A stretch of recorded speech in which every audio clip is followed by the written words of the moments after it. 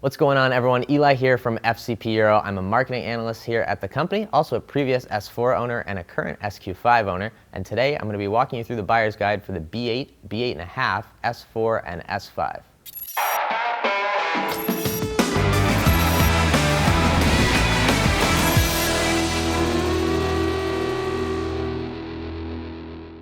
So today, like I said, we're going to be talking about the S4 and the S5. Now the B8, B8.5 is Audi's 5th generation of S4 in the US. The model years are 2010 to 2016, with the B8 taking up 2010 to 2012 and the B8.5 following up with 2013 to 2016. So the B8, B8.5, S4, and S5, for all intents and purposes, we're going to group together. And when I refer to one thing, I'm referring to both S4s and S5. So if I talk about a trim level or something like that, S4 and S5 apply in that case. When I say B, I'm referring to the chassis code from Audi. There's also 8, which would be something like an A3, C, which would be something like an A6, and D, which would be something like an A8. But for this video, we'll be talking about the Bs, which is the A4, the A5, the S4, the S5, and in a little bit of a curveball, the Q and the SQ5. Those won't be mentioned as much in this video. Now, specific to the B8 and the B8.5, they're actually built on the MLB chassis, which is a chassis from Audi that is used in a lot of different models. You can find it in something like an A8 or even a Porsche Macan, but in this case, we're talking about the B8, B8.5. Some of the main competitors for this car include the BMW E90 335 and also the M3, the W211 E63, CTSV, and pretty much any other luxury sedan or coupe from the time period that this car was made. One more competitor to note is actually the A4 and the A5, which we have a buyer's guide for. If you click up in this handy dandy top corner card, that'll take you over there, but stick around for the rest of this video, then check that one out. Now, the main difference between the S4 and the S5 is that the S4 is a sedan and the S5 is a coupe. There are some exterior and interior differences, but for the most part, those are the two main things. When you look B8 versus B8.5, however, there are a bunch of different changes. The most notable and the easiest way to tell a B8 and a B8.5 apart is the headlights, the taillights, and the front grille. You'll notice the shape of the grille on the B8 is totally different from the shape of the grille on the B8.5. One thing to note is that we have a lot of our employees' S4s and even my SQ5 back there, and a lot of them have aftermarket front grilles, which is a popular upgrade. You will notice the B8 to my left, your right, does have the stock factory grille, so there is a version of that that comes on the 8.5. So don't get confused, it just so happens that the 8.5s that we all have here have aftermarket grilles. It's not a factory feature on the 8.5. Now, the headlights are a little different between the two, as well as the LED pattern within the headlights. That's probably the easiest way to me to tell the difference between the two, is when the car is on, you notice a difference in the LED pattern. There's also a difference in the taillights slightly, but that's a little bit harder to notice. I think the headlights are really the most distinguishing feature of the 8.5, and one of the things that makes the 8.5 a little bit more appealing, in my opinion, than the B8. Now, if you're looking for these cars on the used market, they vary all over the place in price. There are some higher mileage B8 examples going for the low teens, even $12,000 to $15,000. And then you can get into some of the later models, the 2015 and 2016 S4s, with much lower mileage for high 30s, low 40s. So a big variance on the market, but one thing you want to note when you're shopping for these cars is that the trim levels don't necessarily dictate which options the car has. So you need to be careful. There are two trim levels, Premium Plus and Prestige. However, there are Prestige cars coming with options that Premium Plus cars didn't have, and there are Premium Plus cars coming with options that the Prestige cars didn't have. Essentially, what Audi said is to the dealers and to the owners who were buying the cars originally, spec them however you want, select whichever options you like. We'll expand on the options that were available later, but you just want to keep in mind that Prestige and Premium Plus are just trim levels, and it doesn't necessarily mean that they have certain options coming with them. Other exterior cues that you can notice, and another dead giveaway, is that the B8 has round fog lights and the B8.5 has those, I guess you would call them trapezoids. It's kind of a weird shape, but it's definitely not round, so you can tell the difference between the two on that. They also have different front bumpers. The fenders are slightly different and the hoods are slightly different, but that's a little bit harder to notice. The fog lights and the headlights are easy ways to tell the difference between a B8 and a B8.5. The rear bumper is also slightly different between the two, but again, that's a little bit harder to notice. Now we're going to move into some of the mechanical differences between the cars. I think the biggest one to note is the engine. Almost all of these cars came with the 3.0T, which is a 3-liter supercharged V6, with the exception of the B8, which is the 2010 to the 2012 S5 coupe, not convertible. The B8 S5 coupe that you see behind me here actually came with a 4.2-liter V8 instead of the 3-liter supercharged motor. Now the B8 S5 convertible came with a 3-liter, but Audi decided to put a V8 in the coupe for whatever reason. Another difference between that 4.2-liter car and the 3-liter cars is that in the 3-liter cars, you have a selection between a manual 6-speed and a DSG 7-speed. However, in the S5 with the 4.2-liter, you have the selection between a 6-speed manual and a 6-speed Tiptronic gearbox. So it's not a dual clutch, it's a conventional torque converter gearbox. The 3-liter supercharged V6 that I just mentioned comes from the factory with 333 horsepower, 325 pound-feet of torque.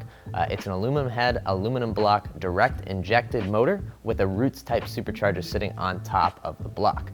You can find this supercharged V6 spread all across Audi's lineup. It's in some of the Q7s, it's in some of the A8s, it's in some of the A6s, it's in my SQ5. You can even have it as an option in a Q5. So it's pretty much everywhere. It's a really, really resilient motor. There aren't really many issues with it, and that's why you'll find it in a lot of places. One thing to note about the S4 and the S5 is very late in the 2016 model year, Audi actually came out with a different engine. It has the engine code CREC or CREC, and this is a revised motor with a little bit of a different fueling setup, a little bit of a different cooling setup. The main way to tell the difference between the CREC motor and the earlier motors is if you have an earlier motor, your supercharger pulley that sits on top of the motor right in the front there will be a slip-on style pulley. If you have a CREC motor, it will actually be 4 bolts that hold that supercharger pulley on. So just something to keep in mind. A lot of tuning options are not available for the CREC motor yet, but they are available for the earlier motors. So if that's something you're looking to do, if that's something you're looking to modify the ECU, just keep that in mind when you're shopping. The 4.2-liter motor that you heard me talking about earlier comes from the factory with 350 horsepower, 325 pound-feet of torque. However, because it's not forced induction, the torque curve is a little bit more peaky, but it is still an aluminum block, aluminum head, direct injected motor. There just aren't as many tuning options available as there are for the forced induction motor because it's easier to make power with forced induction. Now, for the most part, if you're not shopping the B8 S5, you'll be looking between a 7-speed DSG or a dual clutch transmission and a 6-speed manual transmission. Now, the 6-speed manual's clutch in these cars can usually hold power up to single pulley, which is just modifying the upper pulley. If you're not going to do any pulley work, you should hold the power just fine. One thing to keep in mind is if the clutch is in the later phases of its life, it may have a little bit of a harder time holding up to those power levels than if it's a newer clutch. But there are plenty of aftermarket options available for those clutches. Speaking to the DSGs, the B8s actually had a more problematic DSG transmission that was then updated in the B8.5s. The B8s actually have a known issue with the mechatronics unit. That's the computer that controls the entire transmission. Occasionally they fail, and that is a fairly expensive repair, and a lot of the reason why people shop the B8.5, because you can save money getting a B8, but if you do happen to run into DSG issues down the road, that cost saving kind of negates itself. We've talked about engines, we've talked about transmissions. Let's talk a little bit about the drivelines and the driveline differences between the B8 and the B8.5. Now, both cars have a true Quattro system. It's not a holodeck system like what you would find in the S3 or the A3. They are true Quattro. The main difference between the B8 and the B8.5 drivetrain being that the B8.5 gets a new crown center differential, which actually had more torque vectoring abilities. So the B8 was pretty set in the amount of torque it could send front and rear. The B8.5 had a much more modular torque application, let's say. It was able to put power down in different areas depending on the slip that it detected. Now, when we're talking about driveline, one important option, you could almost say the holy grail option for the S4 and the S5 is the sport differential. Now, when you hear people talking about they're looking for an S4 and S5, this is often the first option that they mention, and there's a good reason for that. Now, before I go into that, the main way you can tell the difference between a sport diff and a non-sport diff car is if you look underneath the car from the rear, there's a big old unit hanging down, and that unit is not there on non-sport diff cars. So if you see something big and bulky that looks like this, you probably have the sport differential. How the sport differential actually works is it overdrives the outside wheel when you're going through a turn and actually pushes the car through the turn, because these cars are very much set up for understeer. So any sort of option that you can have or any sort of advantage that you can have to negate that understeer is very much appreciated by the owners, and that's why you hear people really looking for those sport diffs, because it really helps with the handling of the car.